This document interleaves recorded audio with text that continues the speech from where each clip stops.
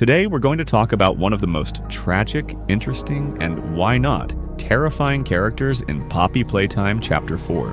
Riley, also known as Experiment 1172, while she's not exactly a villain or a traditional antagonist we directly interact with in the game, her story is so dark and brutal that it reveals the inhumane conditions many orphans endured at Playtime Co. Plus, it gives us a first-hand look at what test subjects went through when selected for the sinister Bigger Bodies initiative, led by Dr. Harley Sawyer. Riley was a girl who arrived at Playtime Co.'s facilities after her parents' death. Like many other orphans, she was brought there with a hidden purpose: to serve as a subject for the inhumane experiments the company was secretly conducting. As Riley tried to adjust to her new life, she was chosen by Dr. Bruno White to become part of this initiative, marking the start of an incredibly sad and disturbing story. Throughout the game, we can find 6 pages of her personal diary, which unveil her story in a deeply intimate and raw way. That's why, in this video, I'm going to explain in detail who Riley was, what her diary entries say, what she was transformed into, and how she died. So, without further ado, let's get started. Riley became an orphan at 12 years old after losing her parents in an accidental fire. In the first entry of her diary, dated August 8, 1994, she writes, "It's been 2 weeks since the fire. This is my first week at the Playtime Co orphanage. I didn't know what to expect or what I wanted this place to be. There are a lot of people here, and they've done quite a bit for me. They gave me a room, a roof, a big pink bed, and even toys, though I'm a little too old for them. They also gave me this diary. The adults tell me to talk to the other kids, but I don't know what to say. Most of them have been here their whole lives or arrived when they were really young, so they don't remember what they've lost. My parents loved me, protected me, and taught me so much. I'm not sure the other kids ever had that. They don't know what they're missing, but I remember everything. Still, I'll be kind to them, even if I don't talk much. I prefer it that way." The counselor, who said I'm very quiet, suggested I write whatever I want in my diary, that it's just for me. She also asked me to make 2 lists: what's important to me and why. Well, I'll try. What matters to me, the counselor, who's kind and makes me feel at home. Getting used to this place even though it's not my home. And understanding that my life is worth a lot, just like my parents' lives. Why? Because I'm scared. Everything can change in an instant and leave you with nothing. I worry that life might not matter, but I want to feel happy again. It's important to me that someone cares about making me feel at home, even if this place isn't it. In her second entry, dated January 14, 1995, Riley writes, "The other kids talk a lot about being selected. I still don't know exactly what it means. I think it's being adopted, but I'm not sure I want that. What's important to me is figuring out if I want to be adopted and understanding how the other kids feel every day. Why? Because if I'm as happy as they are, maybe I can appreciate everything more and even want to be selected." And in her third entry, dated February 10, 1995, she says, "I've been selected. Dr. White chose me. For a while I didn't know if I wanted this or how I felt about it, but I think I'm happy. I didn't think I'd appeal to any of the couples who come to adopt. I'm too anxious, too quiet, and I don't get along well with the other kids. They tell us that doing well on the game station test doesn't always mean you're a good kid. The scientists say that a lot, but I think someone liked me.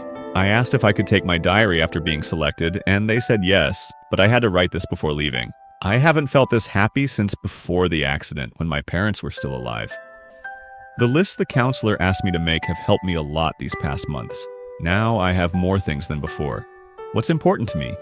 Staying the girl my parents raised. Living by the values they taught me so a part of them is always with me and their lives keep mattering. Being good to myself and whoever chooses me. Staying happy, finding more friends, getting used to my new home, growing up and helping orphaned kids like me.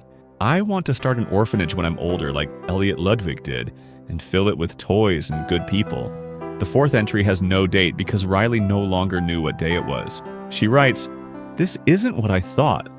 They took me somewhere, not outside, but under the factory, deep below everything, even the orphanage. They injected me with something, and I fell asleep. It might have been days or weeks ago. I only remember blurry images. My skin opened like flower petals. A man who looked like a doctor dug inside me and pulled things out. I felt him touch my ribs and my spine. There was a loud crack, and everything turned red. When I woke up, everything hurt, and I screamed for hours. I only stopped because I knew no one was listening. I'm not me anymore. My body isn't my body, my hands aren't my hands. I tried brushing my hair, which I still felt on my shoulders, but I didn't touch anything. I can't separate my fingers, though I feel them moving. It's like nothing I feel is mine. I'm in a room so different from the orphanage. Everything's sealed. I've tried writing my list, but I can't anymore.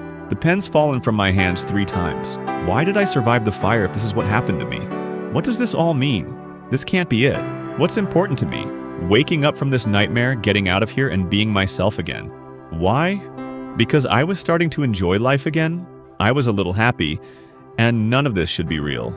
In the 5th entry, Riley writes, "The room started moving. I don't know what it means or where I'm going, but I'm scared. I tried." The note cuts off. Then it continues. "My room's upside down, and there's a hole in the wall. Everything outside sounds loud and chaotic. I'm better off here for now. I'll cover the hole with something." It seems the noise stopped. It hasn't even been an hour since it started. No one's come in, so I'll go out through the hole. There are so many bodies. Piles and piles of bodies that look like me. What's happening? I calmed down. I had to think clearly. I need to get out. I saw a man in a construction vehicle. I tried getting his attention by banging on the glass, but he didn't move. I don't think he can hear me. On closer look, he's not moving either. I'll go back to my room and see what happens next. In her 6th and final entry, Riley writes, "I get it now. This place is a prison." I don't know what I was wrong about thinking it'd be something else. They turned me into this and locked me up. There must be hundreds, if not thousands, like me here. How could this happen? There are only human bodies I'll never eat, even though I'm hungry. The train brings us all here, but the driver's dead. He has the key that makes it run. I don't know if there's more people elsewhere or if they'll come back with others like me. I'll take the key and make sure no one else comes here. I'll hide it where no one can find it. I don't know how much my life has mattered, but I can do this. If this one act saves even one person, my life will have been worth it. No one else should be here, hear what I've heard or see what I've seen. No one should suffer this hell, not even the demons who did this to me. What's important to me? Helping someone avoid this, like when I thought I'd be adopted.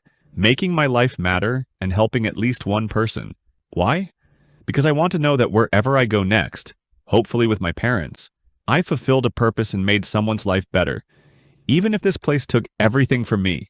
Now that we've gone through all her diary entries, let's sum up what happened to Riley. Everything suggests she arrived at Playtime Co. as an orphan and was selected for an experiment, believing it meant adoption.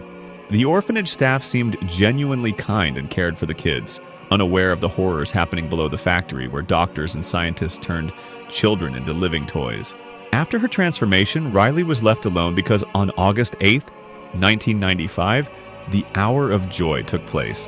The experiments rebelled, slaughtering all the humans in the factory and leaving bodies everywhere. Riley turned into a Kissy Missy, experiment 1172, was horrified by the corpses and the other toys feeding on them. She felt her hands fuse together and experienced phantom limb sensations like her hair, which was no longer there. Refusing to eat humans, Riley began starving. She decided to take the train key and hide it to prevent anyone else from being brought to that prison. She swallowed it, ensuring no one could find it while she lived. Over time, she died of starvation in her cell. Her body, either decomposed or eaten by other toys, became deteriorated with exposed parts and missing limbs, but the key remained inside her. In Chapter 4, the protagonist finds her about 10 years later in a cadaverous state, her skull exposed, glassy eyes, traces of pink fur confirming she was a Kissy Missy, and only her torso, ribs, and head intact. The player retrieves the key from her body. Riley is an incredible character because of her hope and selflessness. Despite everything, her parents' teachings kept her strong. She never gave in to hunger or bitterness, sacrificing what little she had left to spare others from her fate. Her life mattered and made a difference. To me, Riley is one of the most memorable characters in Poppy Playtime. I didn't expect Chapter 4 to deliver such a tragic and emotional story. Her diary reminds me of Resident Evil documents like Rodrigo's in RE4 or the young man's in RE5 that add emotional depth to the horror. What do you think? Let me know in the comments. Did you already know about Riley? Were you aware of what she became and how she died? Do you think she died of starvation or from attacks by other toys? Tell me what you think of this tragic and fascinating story. If you enjoyed the video, give it a like, subscribe, and hit the bell. See you in the next one.